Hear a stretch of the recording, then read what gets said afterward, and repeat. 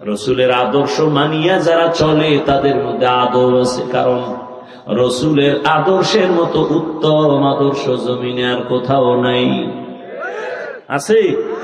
থাকলে দাঁড়ায় কও যে হাফিজ ভাই যদি বলতে পারো নবীজির আদর্শ থেকে শেখ মুজিবুর রহমান সাহেবের আদর্শ অনেক ভালো, আল্লাহর কসম আমি নবীরটা বাদ দিয়া শেখ সাহেবেরটা নিব।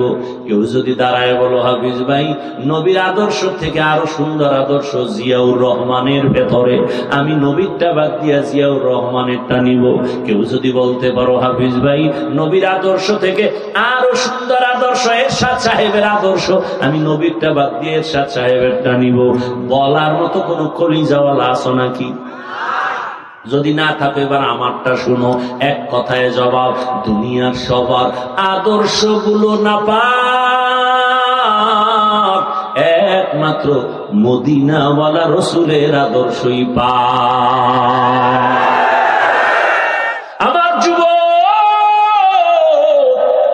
ব্যানার বানা, ব্যানার 200-250 টাকা দিয়া ব্যানার বানাও, 2 ফিট 3 ফিট ব্যানারে স্লোগান লেখো আর বাজারে বাজারে টানো।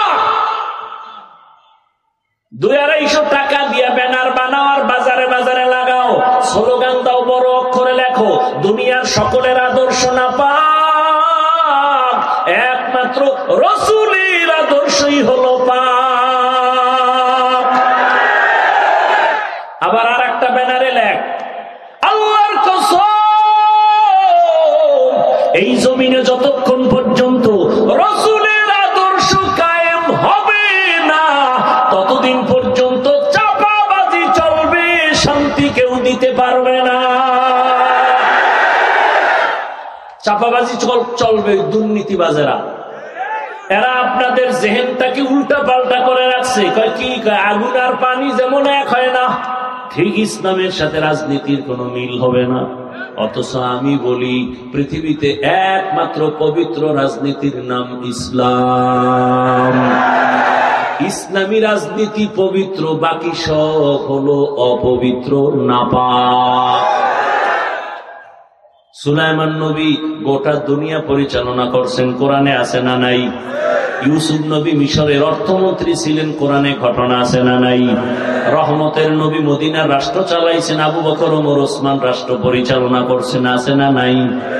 কেন বলো রাজনীতি নাই? তাহলে প্রমাণ করলা ইসলামটা সব দিক থেকে ভালো, রাষ্ট্রের ব্যাপারে কোরআন দুর্বল, ইসলাম দুর্বল। কিন্তু শোনো, আমরা দুর্বল কোরআন মানি না, দুর্বল ইসলাম আমরা মানি না। আমাদের ইসলাম পাওয়ারফুল, পারফেক্ট, এমন কোন বিষয় নাই যে ইসলামে সমাধান নাই, কোরআনে সমাধান নাই। রাসূলের আদর্শ এতটাই পাক, দেখা হলেই রাসূলের আদর্শ আগে সালাম। সালাম মানে কি? আসসালামু আলাইকুম, সেও বলে ওয়ালাইকুম আসসালাম, আমিও শান্তির দোয়া করলাম, সেও শান্তির দোয়া করলো। দুই দিক থেকে যখন বারবার শান্তির দোয়া চলবে, ওখানে কোনোদিন অশান্তি আসতে পারে না। এর নবীর আশিক, ভালো করে বুঝো, আল্লাহর কোরআনে নাই বলতে কিছু নাই, সব বিষয়ের সমাধান আছে। রাষ্ট্রের বিষয়ে সমাধান নাই? সূরা ইউসুফ খুলো, ইউসুফ নবীর ঘটনা পড়ো, না হয় আমাকে দাও আমি শুনাই, তুমি বাংলা ধরো আমি আরবি পরে শুনাই। ইউসুফ নবীর কাহিনী কেমন? জুলাইখার বিয়া খাইয়া মিষ্টি খাইও না রে বক্তা শ্রোতা, আসল কথা কইতে গেলে জিন্দেগি বরবাদ হয়ে যাবে। সুলাইমানের ইতিহাস শুনো, একটা পয়েন্ট বলি, একটা বলবো, আবার তো বয়ানের পরে খবর যে কেচ্ছা কাহিনীর ওয়াজ। নিমক হারাম মূর্খ, পৃথিবীতে শ্রেষ্ঠ কিচ্ছা কাহিনীর কিতাবের নাম কোরআন। লিখে রাখো, পৃথিবীতে শ্রেষ্ঠ কিচ্ছা কাহিনীর কিতাবের নাম, পৃথিবীতে দ্বিতীয় কিচ্ছা কাহিনীর শ্রেষ্ঠ কিতাবের নাম হাদিস শরীফ। লিখে রাখো।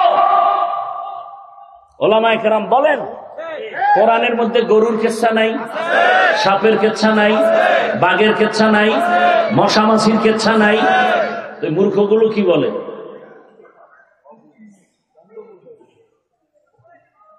বুঝাবার টাইম নাই। 2000 আয়াতে আছে শুধু কেচ্ছা কাহিনী, কেচ্ছা কাহিনী, কেচ্ছা কাহিনী। কত হাজার আয়াত, 3 দিন আলোচনা করা লাগে এক স্টেজে, তো টের পাইতে কিছু।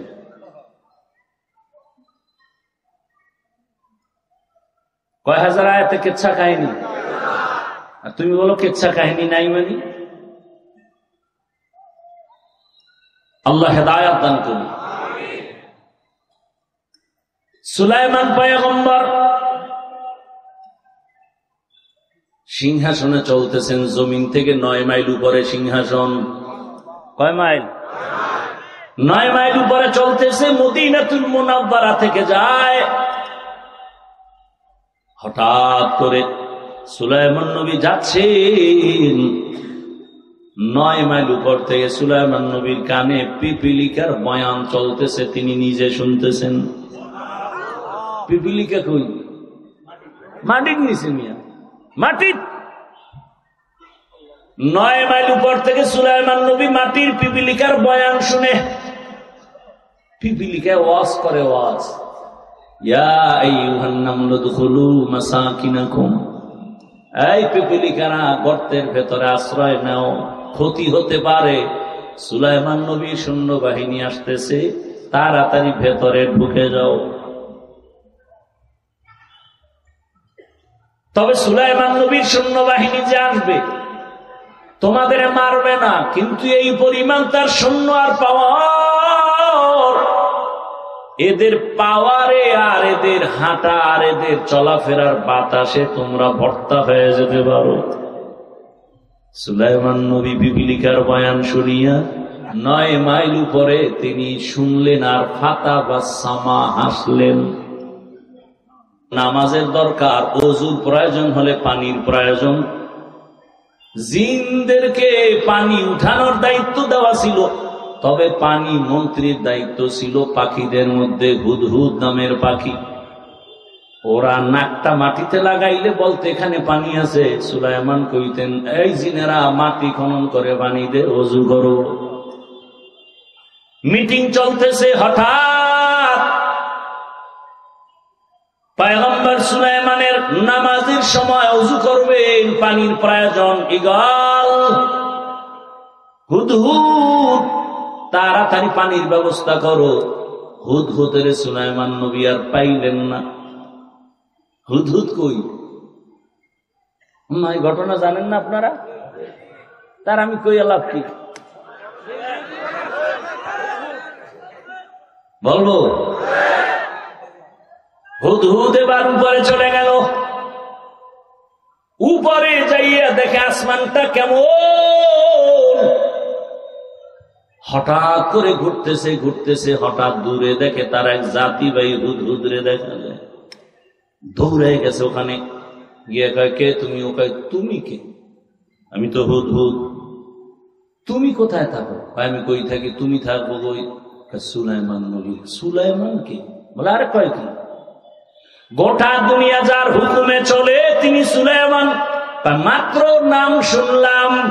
কসকি, তুই কই থাকো? আমি তো থাকি এক ম্যাডামের আন্ডারে। ম্যাডাম আমার গুরু, ম্যাডাম আমগো দেশের নেতা। দেখছেননি কারবার? ম্যাডাম আমগো দেশের নেতা। বলো কি? কে ম্যাডাম? আমগো ম্যাডামের নাম বিলকিস রমণী। দেখবি? চল চল দেখে আসি। নাম করে নিয়ে হাজির হয়ে গেল মুলকে সাবা। ওখানে যাইয়ে দেখি ঠিকই বিশাল বড় সিংহাসন।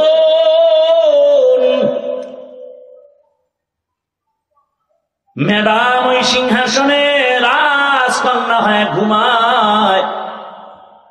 ম্যাডাম যেই কামরার ভিতরে ঘুমায়, এমন নাক টেনে ঘুমায়, কেউ ঘুম থেকে সজাগ করার অনুমতি নাই। নাক বরাবর, সূর্য বরাবর একটা ছিদ্র করে রাখছে। বিলকিস ঘুম থেকে উঠে কেমনে জানেননি? সূর্যের আলোটা সকালবেলা যখন ওইটা ছিদ্র দিয়া নাকের উপরে পরে সজাগ হইয়া উইঠাই তাড়াতাড়ি একটা সূর্যকে সেজদা করে। আউযুবিল্লাহ না নাউযুবিল্লাহ? এদিকে তো সুলাইমান নবী ওযু করবে, পানি লাগবে, হুদহুদ। পাখিদের আবার উপদেষ্টার নাম হলো ঈগল। সমস্ত পাখিদের উপদেষ্টাকে, আরে এখনের কথা না, সেই সময় নবী সুলাইমান বললেন, এই ঈগল, তোর অধীনে তুই উপদেষ্টা, হুদহুদ কই। এবার সুলাইমান এই কথাটা কেমনে বলেন, কোরআনের আয়াত শুনেন। সুলাইমান বললেন, ফাকালা মা লিয়া লা আরাল হুদহুদ, মা লিয়া লা আরাল হুদহুদ, এই পয়েন্টটাই শুধু বলবো। সুলাইমান পয়গম্বর বললেন, আমার কি হলো, হুদহুদ রে দেখি না কেন। আর আমরা কি করি, ইমাম সাহেব মসজিদ ইমামতি করি, সভাপতি নাই, কোন গজবে ধরলো, সেক্রেটারি নাই, কি হলো তাদের? সুলাইমান কয়, সবক নেই। আরে হুদহুদ রে না পাইয়া বলি নাই হুদহুদের কি জ্বর উঠলো নাকি, বরং সুলাইমান এখান থেকে গোটা জাতিকে সবক দিলেন, মালিয়া লারাল হুদহুদ, আমার কি হলো, আমি যে হুদহুদ রে পাই না কেন? আমার কোন দুর্বলতার কারণে, আমার কোন অপরাধের কারণে হুদহুদ না জানি আমার আন্ডারের বাইরে চলে গেল। কিরে, আমার কি হলো, মসজিদে কেন মুসল্লি আসে না? আমার কি হলো, ওয়াজের প্যান্ডেলের মানুষ কেন বসে না? আমার কোন দোষের কারণে? আমার কি হলো, দেশের মধ্যে কেন এত অশান্তি? আমার কোন অপরাধের কারণে সন্তানের মধ্যে অশান্তি? আমার কি হলো, আমার কোন গুনার কারণে আমার স্ত্রী অশান্তির মধ্যে আছে?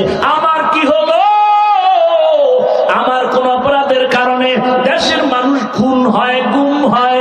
এই চিন্তা যদি সব এমপিরা মন্ত্রীরা করতেন, আমার সমাজটা, দেশটা বেহেশতের বাগান হয়ে যেত।